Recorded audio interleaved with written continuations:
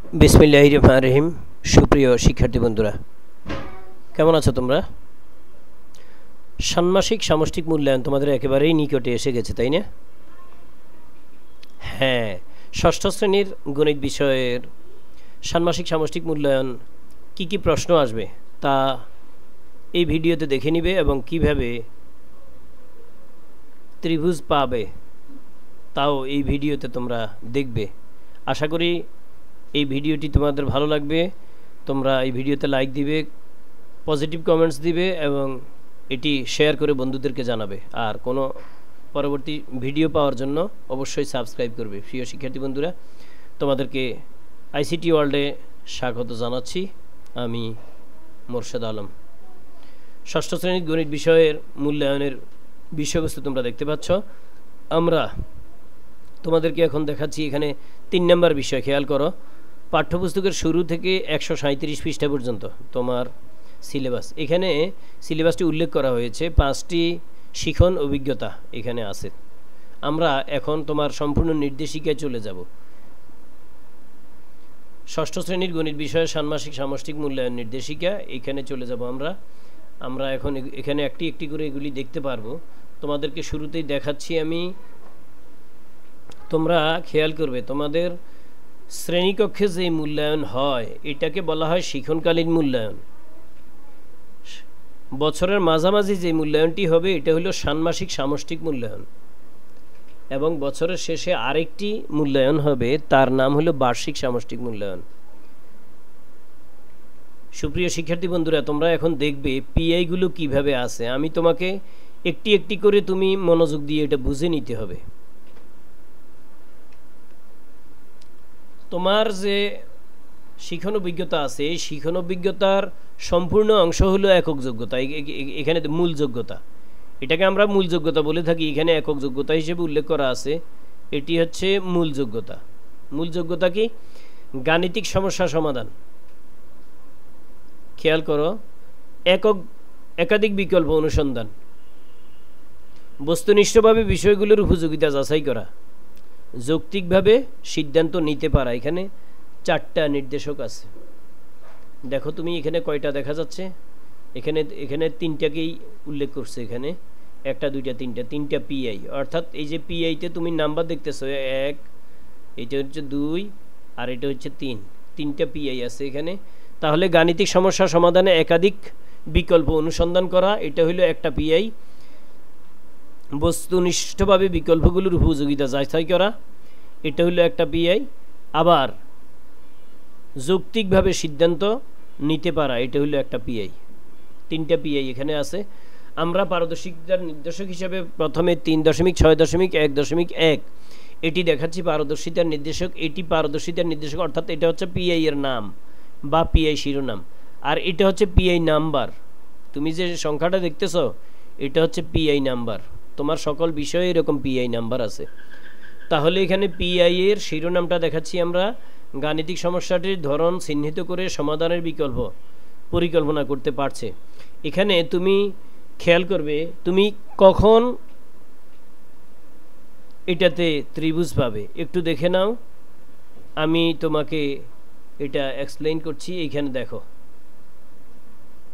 সমস্যা সমাধানের পরিকল্পনা তৈরি করে যৌক্তিক কারণ ব্যাখ্যা করতে পারছো, ফলে তুমি কি করবে? এটার জন্য ত্রিভুজ পাবে।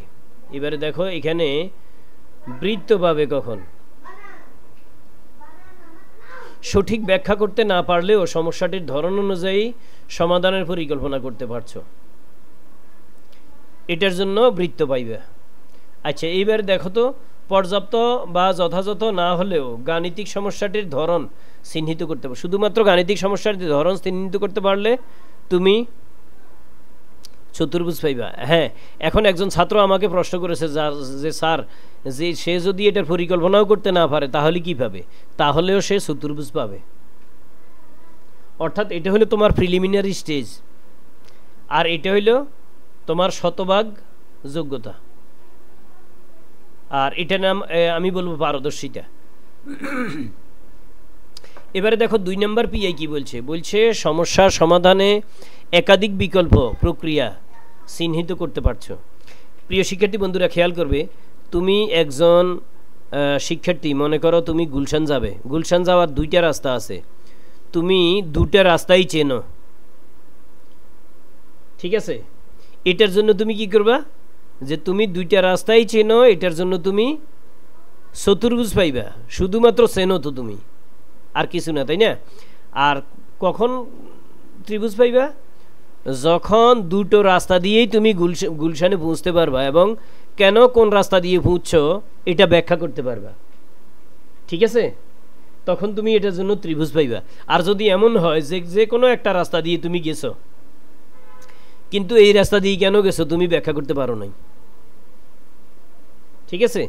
আর একজন করছে কি, সকালে এক রাস্তা দিয়ে গেছে, বলছে যে স্যার সকালে যাওয়ার সময় এই রাস্তা দিয়ে জ্যাম থাকে না এবং এই রাস্তাটা ভালো, ভাঙ্গা না, ঠিক আছে?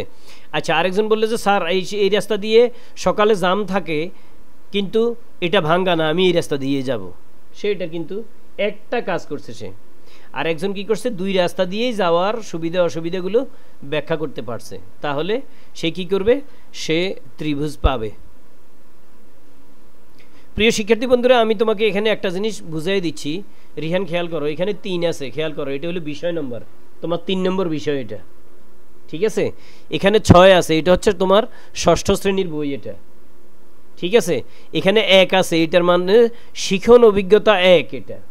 এরপরে 2 আছে, মনে করো এখানকার এই শিখন অভিজ্ঞতা 1-এর দ্বিতীয় পিআই এটি, অর্থাৎ দ্বিতীয় একক যোগ্যতা এটি। তুমি কি বুঝতে পারছো? হ্যাঁ, অনেক ধন্যবাদ, ঠিক আছে? তাহলে এটা তুমি বুঝেছো।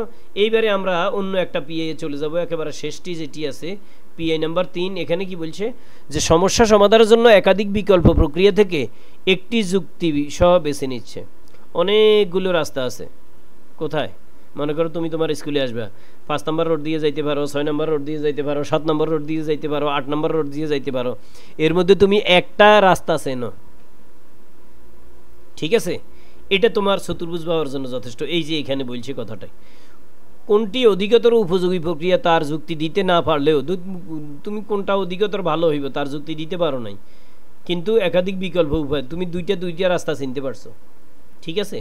আচ্ছা, এবার দেখো, তুমি বৃত্তভাবে কখন যুক্তি না দিতে পারলেও একাধিক বিকল্প সমাধান থেকে উপযোগী সমাধান, একাধিক বিকল্প থেকে সবচাইতে কাছে হয় যে রাস্তাটা, সবচাইতে কম কষ্ট হয় বা সহজে বুঝতে পারো, ভালো রাস্তা, এটা তুমি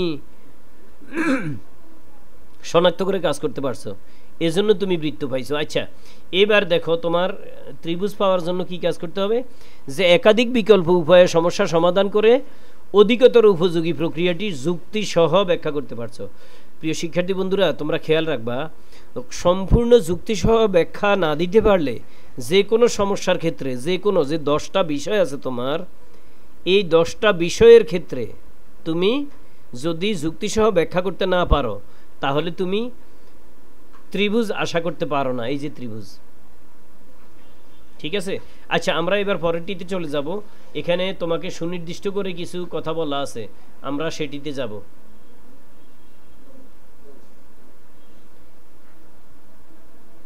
এই যে এখানে 4-এ আছে, আর একটু 5-এ আছে, 5-এ চলে যাব আমরা। এখানে বলছে বিমূর্ত রাশি ও প্রক্রিয়া প্রতীক সঠিক ব্যবহারের যৌক্তিকতা প্রদান করছে। বিমূর্ত রাশি, যেটা বিমূর্ত রাশি কোনটা? তোমরা কি বিমূর্ত রাশি বুঝো? একটা হলো মূর্ত, একটা হলো বিমূর্ত। মূর্ত কোনটা? যেটা তুমি দেখছো, ঠিক আছে? আরেকটা হলো বিমূর্ত। বিমূর্ত কোনটা? এটা তুমি আগে দেখছো, এখন সামনে নাই তোমার, এমনিতেই তুমি লিখতেছো। প্রিয় শিক্ষার্থী বন্ধুরা, আমি তোমাদেরকে এখানে একটা কথা বলি, যে তুমি মাঠে গিয়ে তোমার ফুল বাগানটার চারপাশের দৈর্ঘ্য তুমি মেপে আসছো, ঠিক আছে? এখন বসে তুমি ফুল বাগানের ক্ষেত্রফল বের করতেছো, আর বাগানে কয়টা ফুল গাছ লাগানো যাবে, কিভাবে লাগালে কয়টা ফুল গাছ লাগানো যাবে, এটা বের করতেছো। এই যে তুমি হাতে কলমে কাজটা করতেছো, এটা হচ্ছে বিমূর্ত। আর মূর্ত কোনটা ছিল? মূর্ত ছিল তুমি যে ফুল বাগানে ঢুকে যে তোমার বাগানটা পরিমাপ করছো, হ্যাঁ, এটাতে কয়টা সারি হবে সেটা দেখছো, হ্যাঁ, এটাতে কয়টা রো হবে, কলাম হবে সেটা দেখছো।